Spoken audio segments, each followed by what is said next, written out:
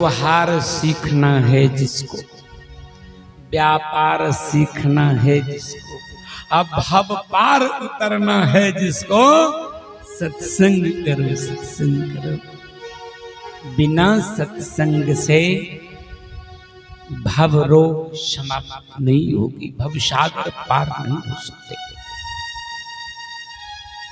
किसके साथ कैसा व्यवहार करें, बिना सत्संग से ये ज्ञान विवेक नहीं होगा। व्यापार कैसे करें, मुनाफा कैसे कमाएं, ये सत्संग से सीखो। आइए, ओम ऐं ह्रीं क्लीं चामुंडाय विच्चे श्री जगदम्बिकायै नमः। बड़े सुंदर प्रसंग है। सूर्य वंश और चंद्र वंश के विशद चरित्र पूछते हैं।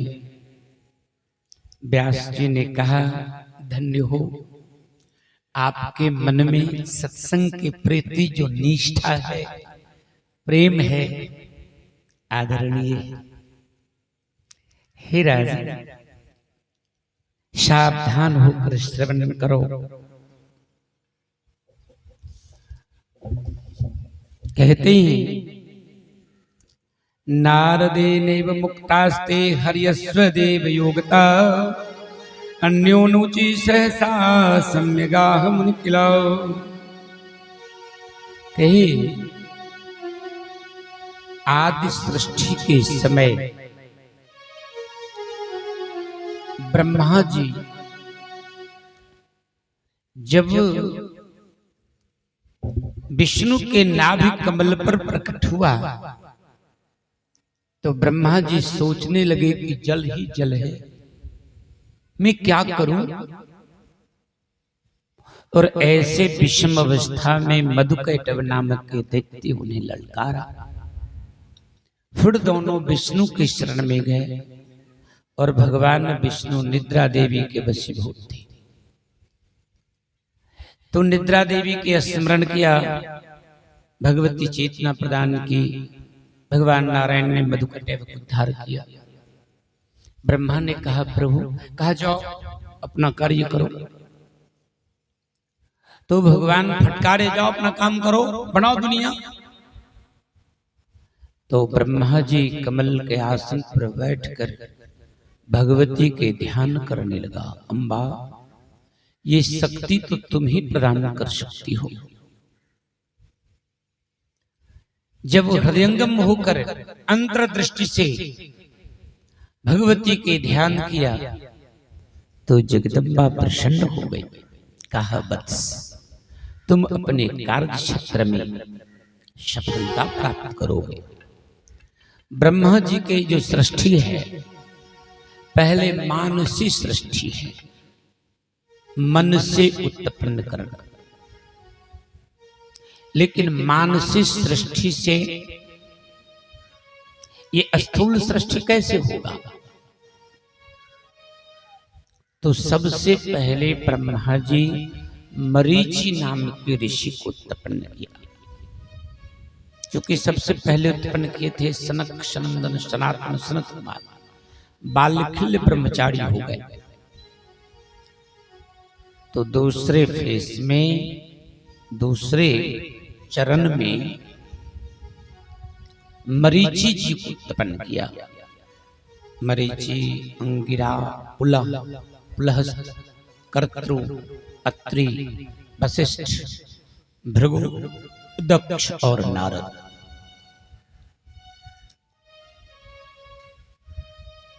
इसी मरीचि के पुत्र कश्यप नाम का ऋषि हुआ था। कश्यपी जो सृष्टि है वो विशाल है। बार बार आप लोग कथा में सुने हैं कि कश्यप ऋषि के विवाह दक्ष पुत्री से हुआ है। कहीं कहीं कथा है कि दक्ष जी के 16 कन्या और कहीं कहीं वर्णन है 60 कन्या था। जिसमें 13 पुत्री का विवाह एक कश्यप ऋषि से किया।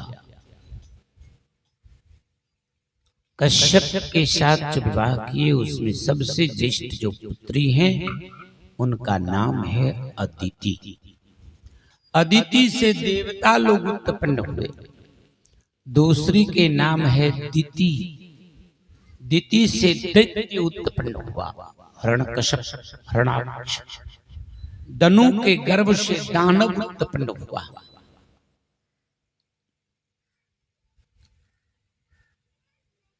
कश्यप जी से पशु पक्षी आदि उत्पन्न हुआ। और इसी क्रम में एक बड़ी सुंदर चरित्र है। सूर्य वंश में अर्थात कश्यप जी के ज्येष्ठ पुत्र विवस्वान, विवस्वान मतलब सूर्य, और विवस्वान सूर्य के विवाह विश्वकर्मा की पुत्री संज्ञा से हुआ।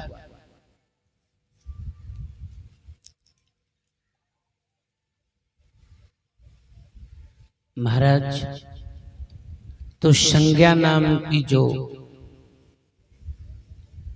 पत्नी है उससे भगवान सूर्य को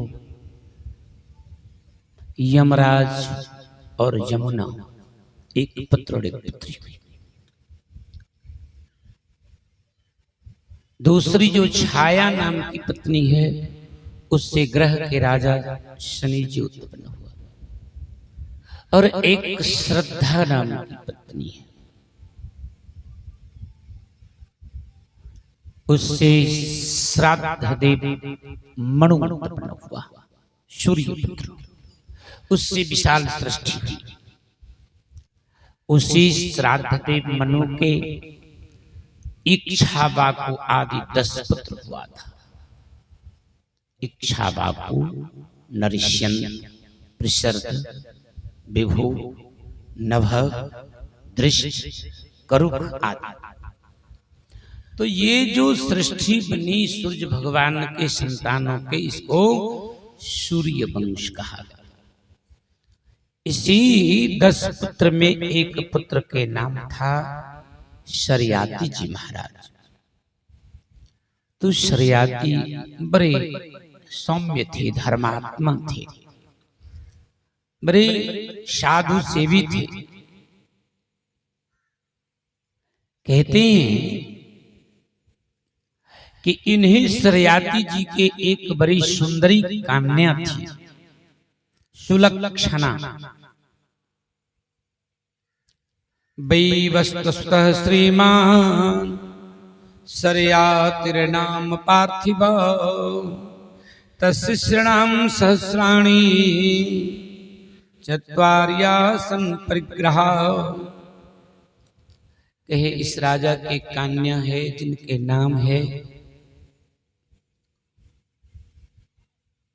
महाराज। ये शर्याति की जो पुत्री है सुकन्या, नाम कितनी सुंदर है, सुंदर कन्या। वह पुत्री सुंदरी है जो सुंदर आचरण से अपने पिता और अपने पति के कुल के नाम को ऊंचा कर दे, जो जन्म लेकर अपने पूर्वजों के सम्मान को बढ़ा दे। ऐसी पुत्री ही सुकन्या है। आज जो जन्म लेकर कुल प्रतिष्ठा को नीचा कर दे वो सुकन्या नहीं हो सकता। बड़ी शिक्षाप्रद कथा है। एक बार की बात है, महाराज शर्याति पूरे परिवार के साथ जल विहार करने गए। एक सुंदर उद्यान है, बगीचा है, उसमें एक सरोवर है, तालाब है, मानो दूसरा मानसरोवर हो। सुंदर सुंदर पुष्प खिले थे, भौरे गुंजार कर रहा था, पक्षियां चहचहा रही थी, शीतल मंद सुगंध हवा चल रही थी। तो उसमें गए और जल विहार करने लगे, आनंद करने लगे। उस समय उनकी जो इकलौती बेटी है सुकन्या, कुछ सहेलियों के साथ उद्यान में घूमने लगी, टहलने लगी। राजकुमारी है, सब उनके पीछे पीछे चल रही। सायंकाल के समय हो रहा था, धीरे धीरे भगवान सूर्य के तेज कम हो रहा था, रात के कालिमा मानो प्रवेश कर रहा था। उस समय में देखा कि एक दीमक के ढेर है, खरपतवार जमा था, और उसमें से दिव्य तेज प्रकाश किरण निकल रहा था। तो सुकन्या को हुआ कि क्या है इसमें, ये प्रकाश कहां से निकल रहा है। वह नहीं जानती थी कि वो क्या है। वो क्या था बताऊं? भृगु वंशीय एक ऋषि थे, इतने दृढ़ काल से तपस्या करते थे, ध्यान मग्न थे कि उनके शरीर पर डाब पुष्प जन्म गया था, दीवर के भीड़ लग गया था दीमक के। पता नहीं चलता है कि उसमें कोई महात्मा है, साधक है, तपस्वी। किरण निकल रहा था, वो कुतूहलवश क्या है इसमें, क्या है इसमें, ऐसा कहते इधर उधर झांक के देखी, दिखाई नहीं पड़ा। संजोग से एक कांटे लेकर उसे खरोदने लगा, और उस कांटे छिद्र में प्रवेश कराया तो दोनों आंखें फूट गई। महात्मा की आंख में प्रवेश कर गई। तो आंख में जब कांटे चुहे तो दर्द पैदा हुआ, कंपन होने लगा। तो जब हिलने डुलने लगा तो डर गई और वहां से भाग चली गई। अब ये किसी को कही नहीं, किसी को पता नहीं क्या है। लेकिन महात्मा के जो वो कष्ट हुआ, उस कष्ट के दुष्प्रभाव से राजा के राज परिवार, सैनिक आदि सब के वायु रोग जैसा हो गया, मलमूत्र त्यागना बंद हो गया, अफड़ा बीमारी हो गई। अब सबके मरना लगता है कि सब मर जाएंगे, और अचानक कैसी बीमारी कैसे हो गया। सैनिक सब भी कहता है महाराज हम नहीं बचेंगे तो हम नहीं बचेंगे। धर्मात्मा सरियाती सोचा कुछ नहीं, ये कौन सा बीमारी आ गया। लगता है हम समों से किसी से कोई पाप हुआ है, पाप का यह परिणाम है। आपस में बैठकर पूरे परिवार विचार करने लगे कि भाई तुम लोगों से कोई गलती हुई है, कोई देवी देवता के संत महात्मा के कोई अपराध हुआ, कौन से पाप हुआ कि अचानक मेरी परिवार, मेरे सैनिक सब मरने जैसे हो गया। अब सब कहता है हमसे कोई अपराध नहीं हुआ, हमसे कोई अपराध नहीं हुआ। राजा कहे नहीं नहीं, कोई अपराध जरूर हुआ है, कोई पाप जरूर हुआ है।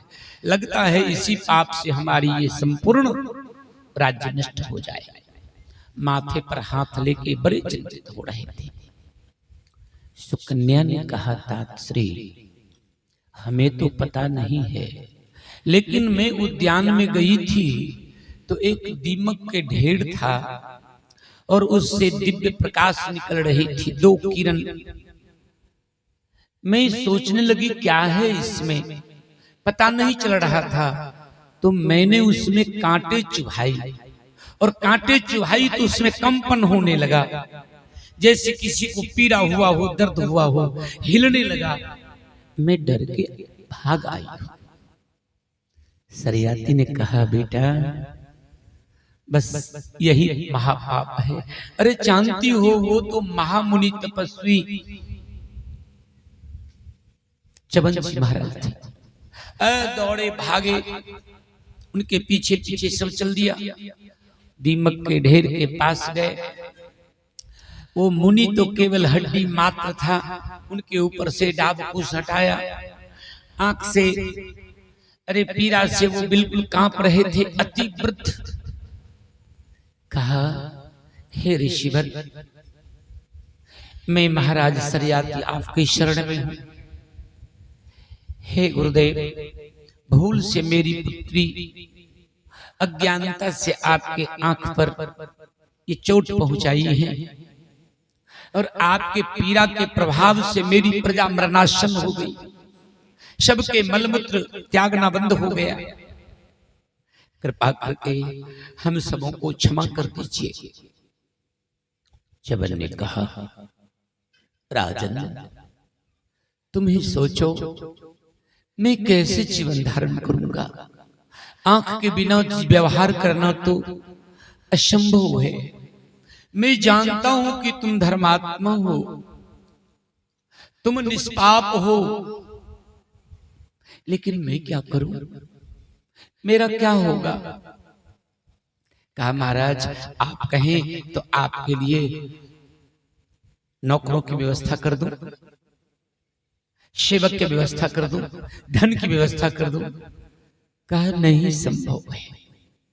हे राजन, मैं आशीर्वाद देता हूं तुम सब स्वस्थ हो जाओ, लेकिन तब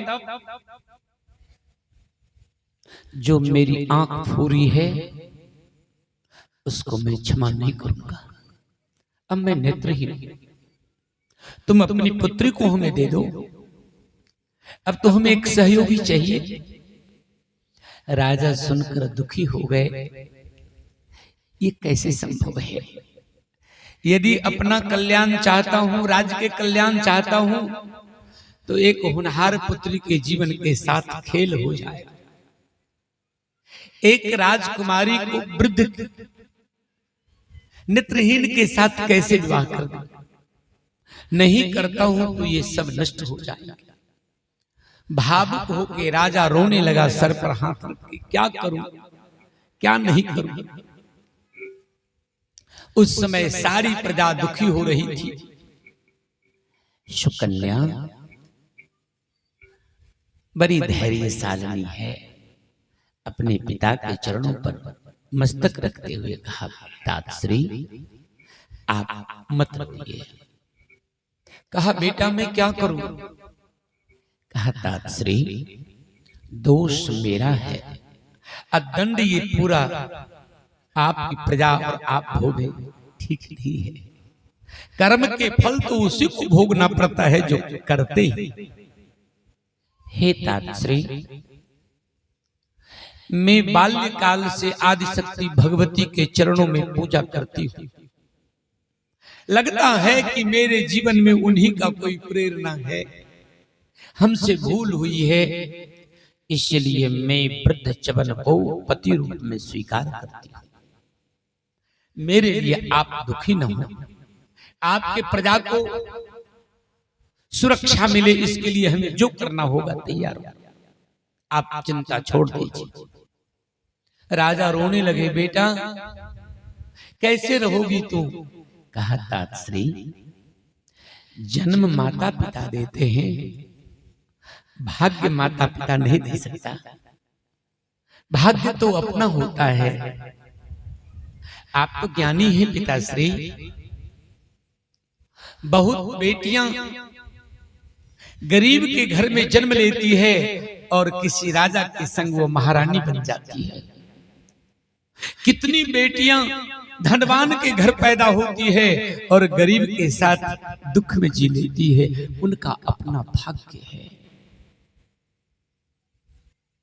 मेटी न सकही विधि कर अंका, मातु व्यर्थ जनी लेहु कलंका। पार्वती जी कही थी अपनी मां से।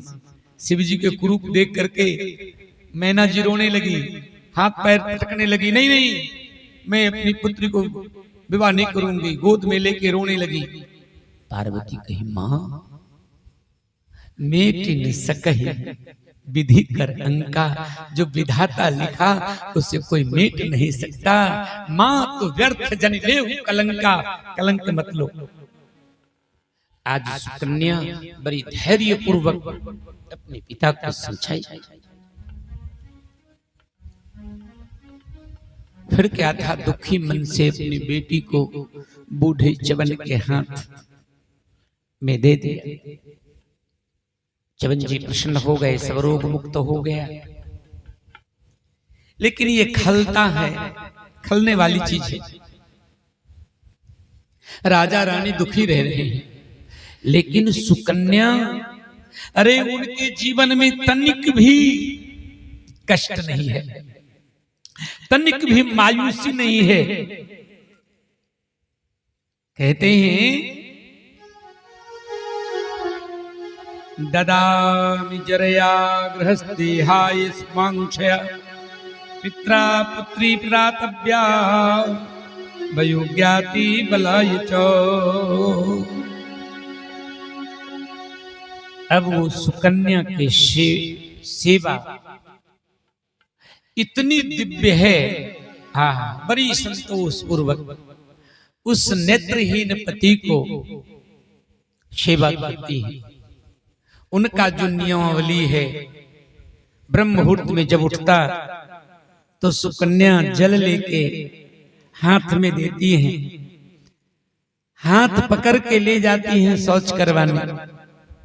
जो शौच करके आते तो जल आगे में देती, मिट्टी देती। जब हाथ साफ करते तो दातमन देती है। जब दातमन करते उसे स्नान करवाती है। सूखे वस्त्र पहन लेते तो गीले वस्त्र को धो के फैला देती है। सुंदर आसन लगा देती, पूजा के सारा सामग्री रख देती।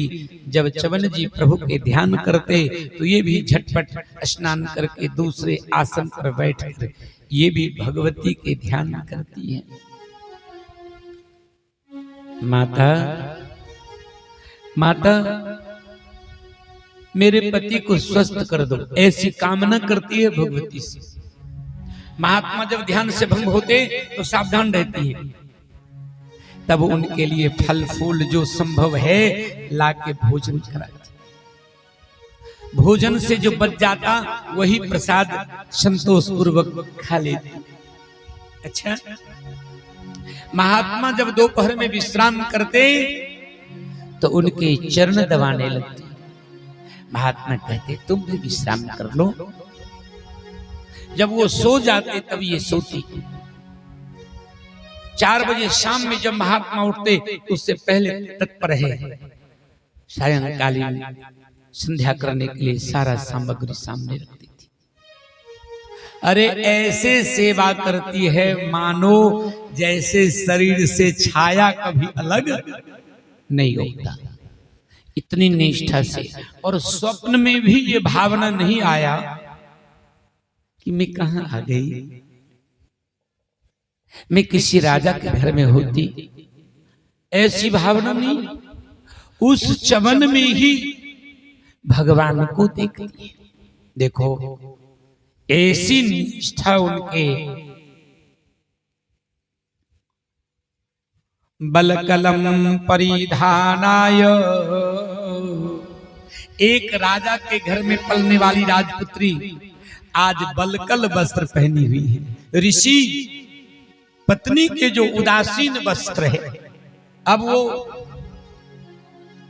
सुंदर साड़ियां नहीं पहनती हैं, सुंदर रेशमी वस्त्र नहीं पहनती हैं। बलकलम परिधानाय प्रयक्ष जिनोत्तमं वेशं तु मुनि पत्निना कृत्वा तपसी सेवनम। एक तपस्वी के वेश में रहे। वाह, पिता माता चिंतित है। ओहो, ये क्या हो गया। एक पुत्री थी, लेकिन सुकन्या भावना करती है और कहती है चिंता त्वया न कर्तव्या, मेरे लिए कोई चिंता नहीं करना। शीलनाश समुद्भवा अरुंधति वसिष्ठस्य धर्म पत्नी यथा भुवि। जैसे वशिष्ठ की पत्नी अरुंधति निष्ठा से सेवा करती, जैसे महात्मा अत्रि की पत्नी अनुसूया पतिव्रता व्रत के पालन कर सर्वोच्च पद प्राप्त करती, मैं भरसक प्रयास करूंगी वैसी ही पति सेवा कर एक कीर्ति स्थापित करूंगी। ऐसी लगन है उनके मन में। महाराज समय बीतता गया, 12 वर्ष तक ऐसी सेवा अपने पति की है। और एक दिन भगवान सूर्य के पुत्र अश्विनी कुमार, जो अश्विनी कुमार देवता के वैद्य हैं, वैसे जितने भी देवता हैं सबसे सुंदर कौन है? अश्विनी कुमार। इससे बढ़कर कोई सुंदर देवता नहीं। तो अश्विनी कुमार सर्वश्रेष्ठ सुंदर हैं और देवता के चिकित्सक हैं, डॉक्टर हैं। आज संजोग से अश्विनी कुमार जी पहुंचे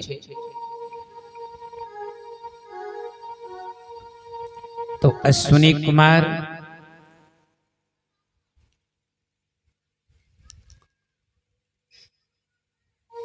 उस समय में सुकन्या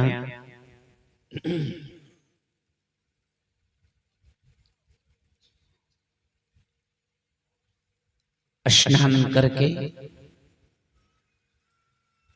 गीले वस्त्र हाथ में है और आश्रम की ओर जा रही थी। उसी समय सूर्यपुत्र, जब सूर्यपुत्र देखा तो देख के विस्मित हो गया। हाँ, मर्तलोक में ऐसी सुंदरी स्त्री, अरे अब वो बिना जूती के चल रही है, बिना सैंडल पहने जा रही है। अंग अंग से आभा निकल रहा था सुंदरता के। देवता रुक गया।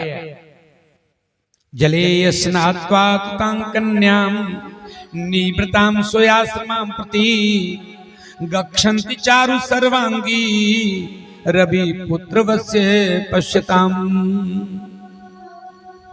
अश्विनी कुमार ने कहा, ए सुंदरी, अरे जरा रुक जाओ, कौन हो तुम? पुत्री कस्य पति कस्ते कथम उद्यानम आगता। तुम किसकी पुत्री हो? तुम किसकी पत्नी हो? है इस सुनसान जंगल में क्या कर रही हो? अरे कहा, धन्या माता ये तो जाता धन्य सो जन कस्तवा। धन्य है तुम्हारी माँ, धन्य है तुम्हारे पिता जो ऐसे सुंदर पुत्री को जन्म दिया। अरे देवलोकाधिका भूमि रियम चैवा सुलोचने प्रचलन चरणत्य समावयति भूतले। तुम्हारे जैसे सुंदरी तो कोई देवता लोक में अप्सरा भी नहीं है, देवांगना भी नहीं है, और तू बिना पदत्राण के चल रही हो। धन्य हो तुम, स्तुति करने योग्य हो, तुम्हारे माता पिता धन्य हैं। सुकन्या बड़े शांत भाव में कहा, महाराज मैं महाराजा सरियाती की कन्या हूं और महात्मा च्यवन की भार्या हूं, पत्नी हूं। कहा तुम और च्यवन नेत्रहीन है, वृद्ध है। अरे क्या तुम स्वेच्छा से विवाह कर लिए हो? तुम्हारे पिता तो ऐसे विवाह नहीं करते। कहा, नहीं महाराज, मैं स्वेच्छाचारिणी नहीं हूं।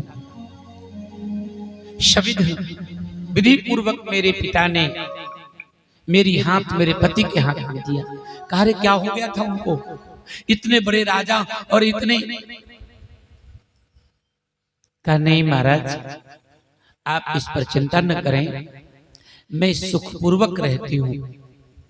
मैं पति की सेवा करती हूँ, हमें बड़ी शांति मिलती है, मैं जगदम्बा के ध्यान करती रहती हूँ, आप विस्मय क्यों हैं? कहा देवी, कोई रत्न जो राजा महाराजा के पहनने योग्य है और वो रत्न कहीं गंदे नाली में गिरा हो तो क्या कोई उसे योग्य कहेंगे? तुम्हारी जैसी स्त्री तो देवताओं के साथ विहार करने वाली, और फिर हे देवी, तुम यदि चाहो तो हमें स्वीकार कर लो और चलो दिव्य वाहन पर बैठकर हम स्वर्ग के आनंद लेंगे। सुकन्या कुछ रुष्ट हो गई। सुकन्या कहे, महाराज क्षमा करेंगे, आप कैसे कह रहे हो कि मैं उच्च लोक में रहता हूं? आपका विचार तो बड़ा ही निम्न है, बड़ा ही निकृष्ट है। आप सतीत्व धर्म को नहीं जानते हो, पतिव्रता की शक्ति को नहीं जानते हो। हे महाराज, सतीत्व का क्या शक्ति है मैं बताता हूं। एक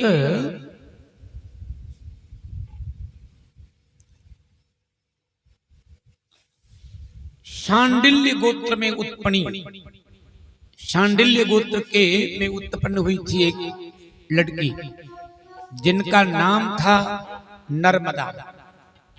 लोग शांडिली कहते थे।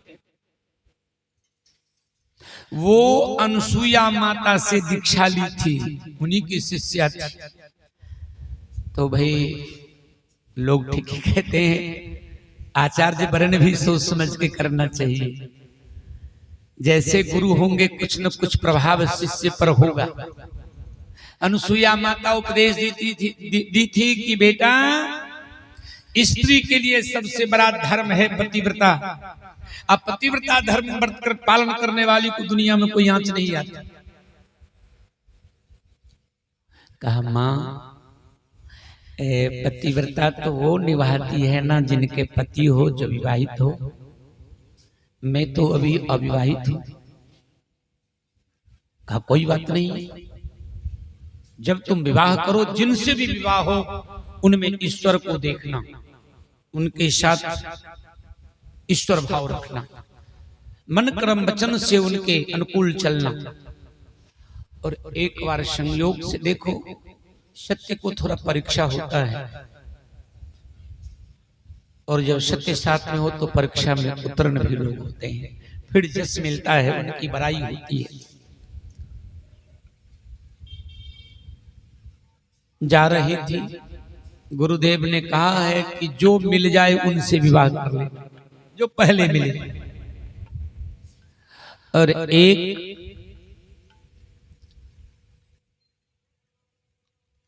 प्रतिष्ठानपुर नगरी, जो भी झूसी के नाम से जाना जाता है, उसको इतिहास में प्रतिष्ठानपुर नगरी कहते हैं। प्रयागराज में झूसी है। कौशिक नाम के एक ब्राह्मण थे। कौशिक बड़ा सुंदर था, विद्वान भी था। उनसे भेंट हुई और दोनों में संबंध हुआ, विवाह हो गया। कौशिक विद्वान तो था लेकिन धर्मचारी नहीं था। विवाह हो गए तो शांडिली उनको भगवान के जैसे सेवा करती है, प्रातः उठ के चरण छू के प्रणाम करती है, उनको सेवा करती है, समय पर भोजन कराती है, कभी कर्कशा नहीं बोलती है। लेकिन वो आचरण से अच्छा नहीं था, बदचलन था। सुंदरता के गर्व पर, पैसे के गर्व पर जब बाहर निकलता था तो उनके एक गणिका से, देह व्यापार करने वाली से वो इंट्रेंगल हो गया था, बदचलन करता था। और एक सती जो इतना निष्ठा से पति की सेवा करे, एक ब्राह्मण होके ऐसे नीच कर्म करने लगा और संयोग से उसे कुष्ठ रोग हो गया। अब समझो कुष्ठ रोगी से तो सब थोड़ा घृणा करते हैं, लेकिन सांडिली उस कुष्ठ रोग से रोगी पति को ईश्वरवत सेवा करती है। उनके घाव साफ करना, स्नान कराना, कपड़े पहनाना, भोजन कराना, गर्मी हो तो पंखा झेलना, ठंडा के समय हो तो अग्नि की व्यवस्था करना, बड़े निष्ठा से सेवा करती थी। और वो कुष्ठ रोग धीरे धीरे गहराता जा रहा था, ठीक नहीं होता था। बड़ी धैर्य पूर्वक सोचती है चलो मेरे भाग्य में यही है, फिर भी अपने पति की सेवा कर रही थी। धीरे धीरे धीरे वो रुग्ण हो गया, रुग्ण, अब वो चलने योग्य नहीं रहा, तो बड़ा उदास रहता था। एक दिन शांडिली कहा, स्वामी मैं तो अपने जी भर जान भर सेवा करती हूँ, आपके मुखमंडल पर उदासी रहता है। तो रोने लगा। कहा क्यों, आप क्यों रोए? कहा शांडिली सच पूछो तो अब मैं नहीं बचूंगा। कहा क्यों? कुछ नहीं होगा, मैं अपनी आयु दे दूंगी। कहा नहीं, मैं नहीं बचूंगा, यदि मेरी एक अंतिम अभिलाषा को पूरा कर दो। कहा महाराज आपको हो तो मैं प्राण दे सकती हूँ, आपके लिए मैं समर्पित हूँ। और कैसा प्रश्न किया बताऊं? वो प्रश्न किया, देवी अब जाने वाला हूं, मेरा एक प्रियतमा है जिनसे मेरा प्रेम था, उनके अंतिम मुख देखना चाहता हूं। अब सोचो कोई स्त्री को अपने पत्नी को कहे कि मैं किसी दूसरे लावारिस स्त्री से मैं इंटेंगिल हूं, संबंधित हूं, तो क्या कोई ले जाएगा? कहा स्वामी इसमें आप रोए क्यों? आपकी इच्छा ही मेरी इच्छा है, आपकी इच्छा पूर्ति करना ही मेरा धर्म है। मैं ले जाऊंगा, अवश्य ले जाऊंगा, लेकिन आपको स्वीकारेंगी वो? कारण उस समय में तो स्वस्थ थे, अब तो कुष्ठ रोग के रोगी हैं। कहा एक बार जाओ ना, एक बार जाके उनसे पूछो। सत्य कहता हूं उनके बिना मेरे मन में चैन नहीं है। तो वो सांडिली गई उनके कोठे पर, वो देह व्यापार करने वाली के पास। कहा बहन एक प्रार्थना है। क्या? कहा मेरे पति से तुमको पूर्व परिचय है। कहा कौन हो तुम? कहा बहन डांटो नहीं, कौशिक जी महाराज। कहा हाँ।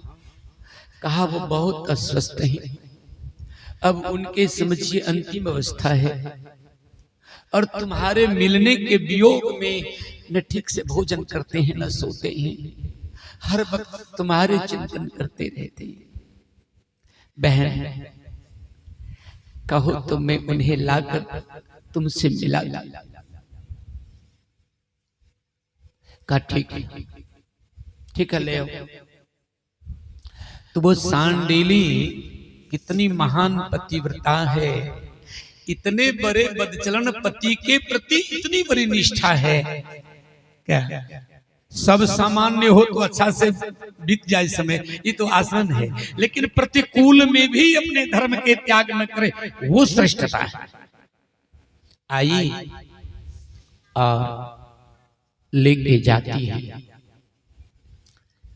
अब उनके लिए एक गाड़ी बना था, गाड़ी पर दी खींच के ले जाती है और कोठे पर कंधे पर उठा के उनके कक्ष में, कहा नीचे में बिछा दो। नीचे में बिछावन कर दिया, कुष्ठ रोगी वहां पड़ा है। फिर सांडिली नीचे आके पूरी रात भगवती के ध्यान करती है। माँ माँ मेरे पति को स्वस्थ कर दो। देखो तपस्या में परीक्षा होती है, परीक्षा में उतरन हो तो जब तक ये संसार होते तब तक उनका नाम चलता है। 4 बजे भोर हुआ, बैलिंग किया, सुनती हो ले जाओ अपने पति को। सांडिली फिर अपने पति को उस गाड़ी पर चढ़ा के लिए आ रही। 4 बजे भोर था, कुछ अंधेरा था, बड़ी परिश्रम से खींच रही थी गाड़ी को। अब उनके अवस्था अच्छा नहीं था, पैर थोड़ा जमीन पर घिसता चल रहा था, बराबर ठीक कर देती थी जो खींचती थी। इसी क्रम में एक रास्ते के किनारे एक बड़े सिद्ध महात्मा हैं,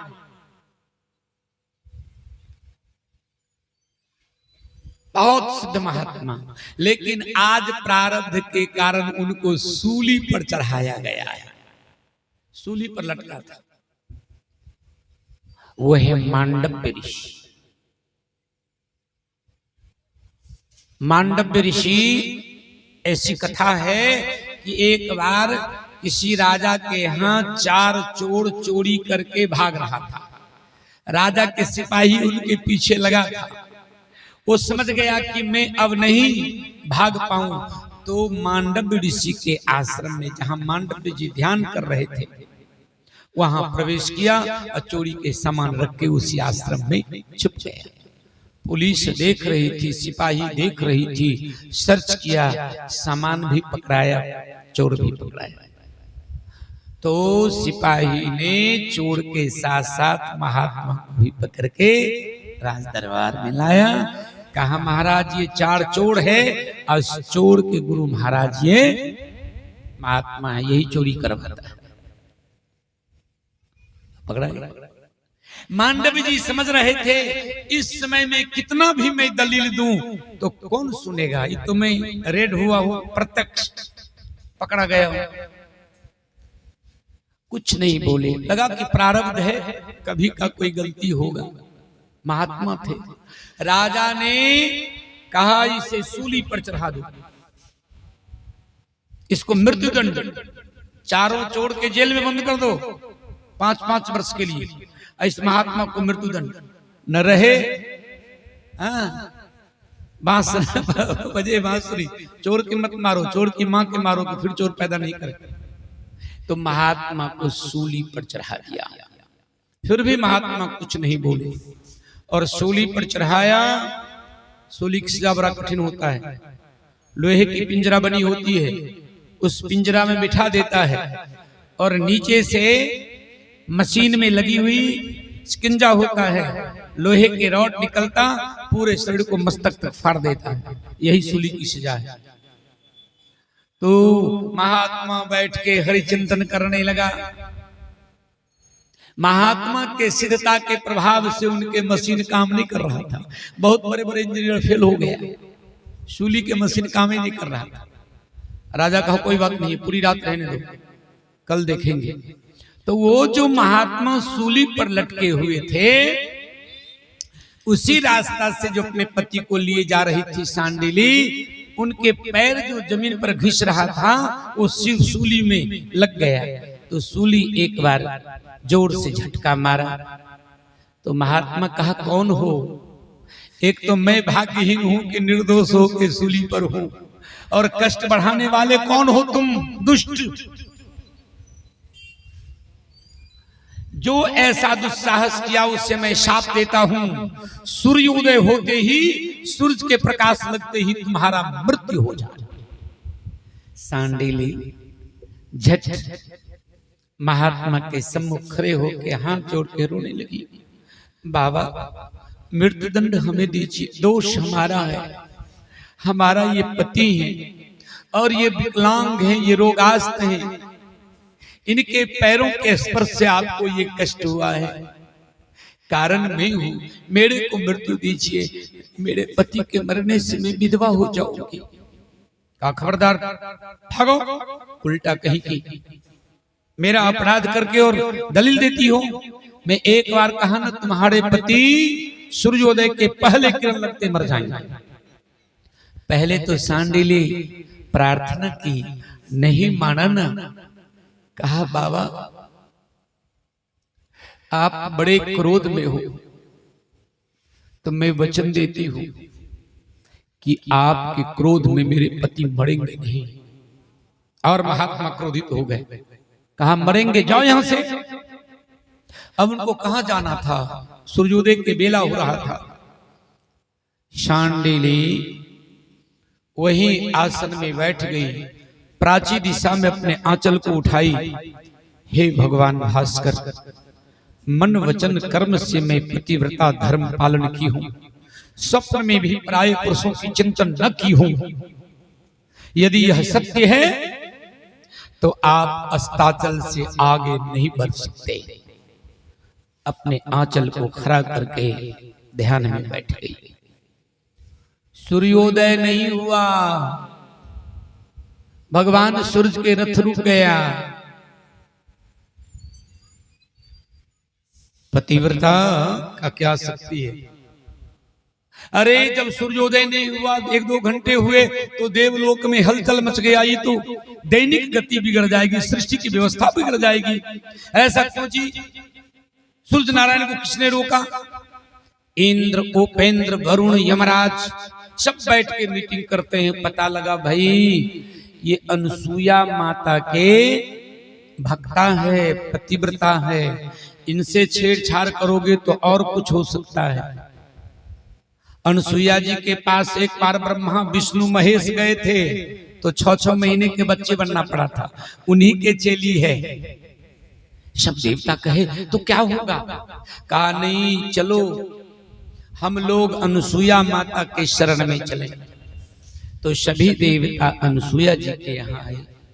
अनसुईया जी कही, देवताओं अहो भाग्य, आप लोगों के आने का क्या प्रयोजन है?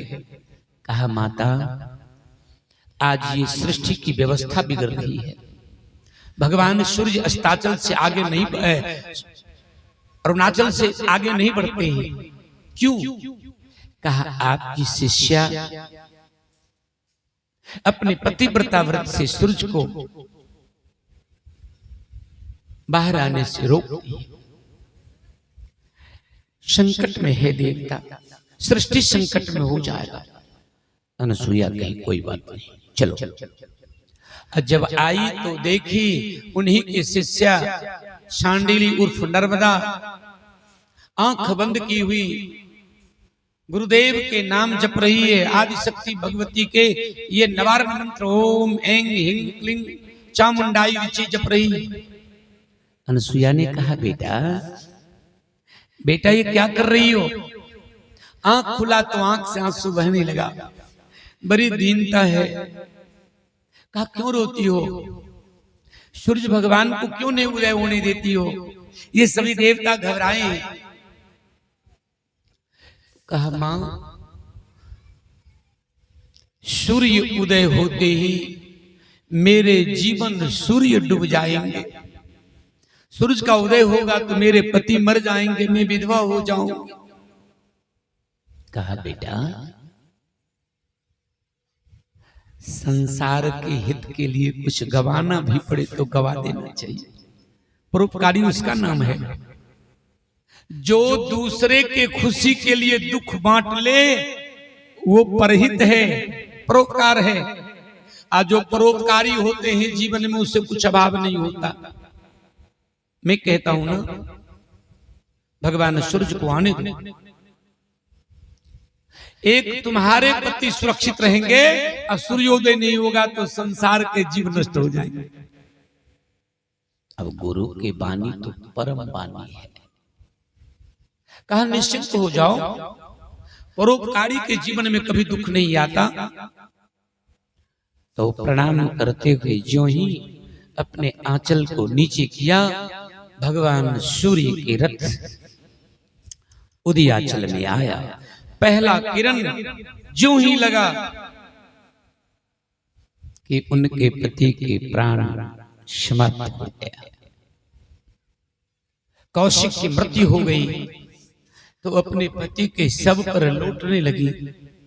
शांडिली अनसुईया कही, बेटा मत रो। परोपकार करने वाले कभी खाली नहीं होते। और अनसुईया जी संकल्प की, हे माता मंदाग्नि गंगा, मन वचन कर्म से मैं पतिव्रता धर्म के पालन की हूं। तो कौशिक स्वस्थ होकर जीवन धारण करे। जो रोगी था, कुष्ठ रोगी था, व्रण निकल गया था, घाव निकल गए थे, दुर्गंध निकलता था, अनुसुईया जी जल छोड़ी और वो सुंदर काया, दिव्य काया हो, रोग मुक्त सुंदर शरीर, उठ के बैठ गया, प्रणाम किया तो देखा सभी देवता लोग हैं, अनुसुईया जी। कौशिक ने पूछा, सांडिली ये क्या है? अपने ओर देखा तो अमूल परिवर्तन हो गया। अनुसुईया ने कही, ये सांडिली के तपस्या का फल है, पतिव्रता का यह प्रभाव है कि अपने दुर्भाग्य को भी सद्कर्म से लोग सौभाग्य में बदल देते हैं। ये पातिव्रत धर्म है। तो पतिव्रता की जो शक्ति है,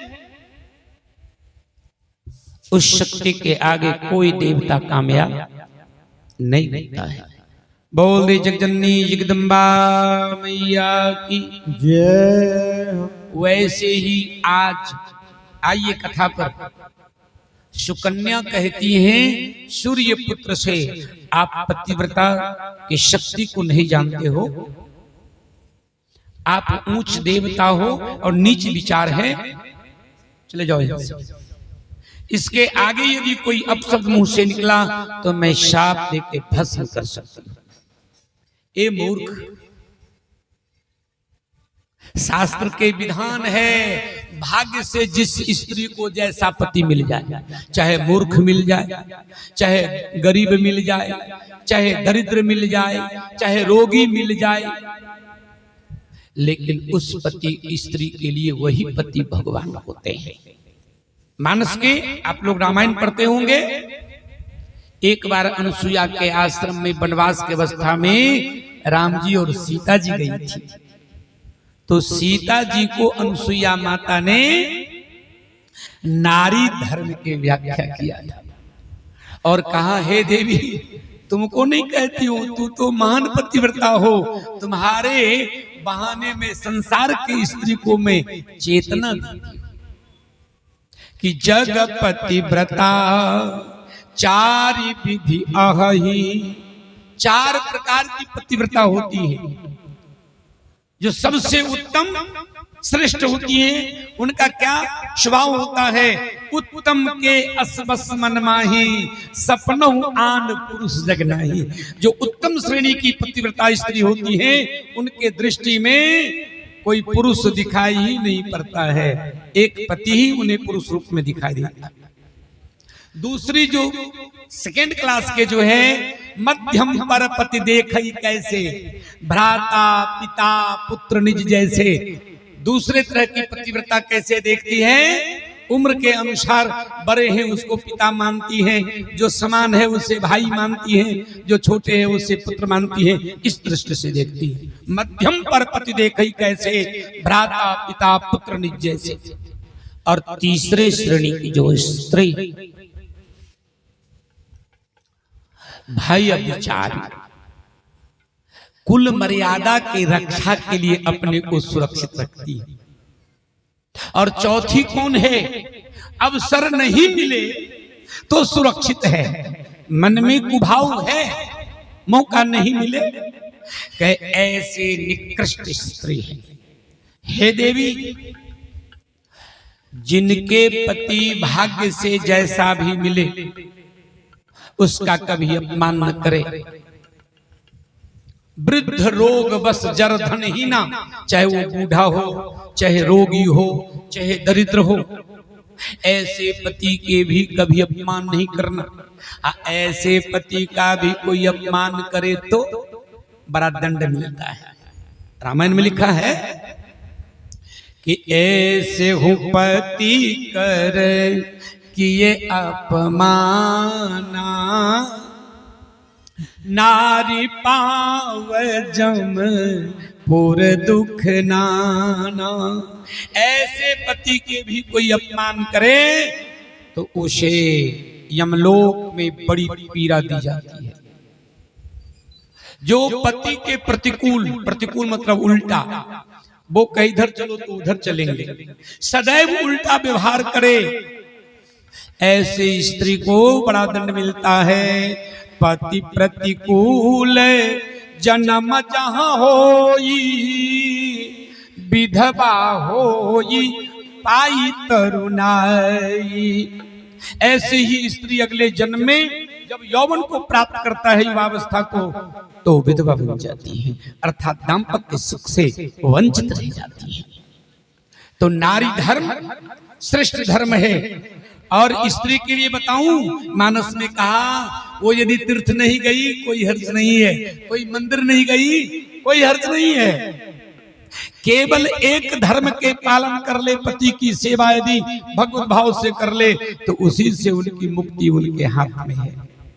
पति सेवत शुभ गति लहई, सहज पावन नाथ, अजहु तुलसी के हरि प्रिय, जसु गावत श्रुति चार। चारों वेद में मान्यता है, पति सेवत शुभ गति लहई। मर्यादित जीवन जीने के लिए जीवन में यदि कोई अभाव हो तो समझना मेरे पूर्व जन्म के कर्म का फल है, और जहां हो उसी में संतुष्ट हो जाना। और सुख मिले तो समझना मेरे पूर्व जन्मों के प्रभु की कृपा है, फिर मन कभी बिगड़ेगा नहीं। प्रेम से बोल दे भक्त भगवान की। वास्तव में इस संसार में किसी को कोई सुख और किसी को कोई दुख नहीं देता, ये तो अपने ही कर्मों के फल लोग भोगते हैं, चाहे वो नर हो चाहे नारी हो, चाहे स्त्री हो चाहे पुरुष हो, सब अपने कर्मों के फल भोगता। मैं तो कहूंगा जो भगवान के शरण में, जो सदगुरु के शरण में, जो धर्म के शरण में हैं, उनके जीवन में कुछ नहीं बिगड़ता। प्रेम से बोल दे भक्त भगवान की जय। कुछ नहीं बिगड़ेगा तेरा